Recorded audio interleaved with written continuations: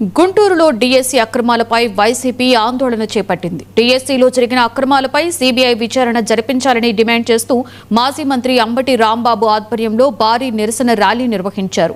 Shankar Vilas centre నుండి large centre వరకు సాగిన ర్యాలీలో వైసీపీ శ్రేణులు పెద్ద సంఖ్యలో పాల్గొని ప్రభుత్వానికి వ్యతిరేకంగా నినాదాలు చేశారు.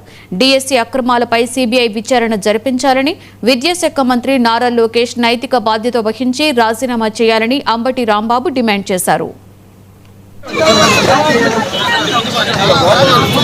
చేసుకోమని మాకే అభ్యంతరం.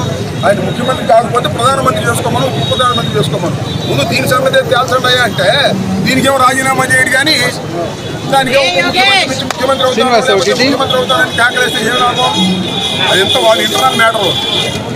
ఆయన శాఖ మార్చుకోవచ్చు, ముఖ్యమంత్రిగా ఉండొచ్చు, చంద్రబాబు నాయుడు గారు భారతదేశంలో ఉప ప్రధాని కావచ్చు. అవన్నీ మాకేం సంబంధం లేని విషయం. మాకు సంబంధించింది ఒక్కటే, యువగణంలో పాల్గొన్నటువంటి యువకులందరికీ స్పోర్ట్స్ కోటాలో ఉద్యోగాలు ఇచ్చి మోసం చేశాడు నారా లోకేష్. తక్షణమే రాజీనామా చేయాలని మా డిమాండ్ కొనసాగుతుంది.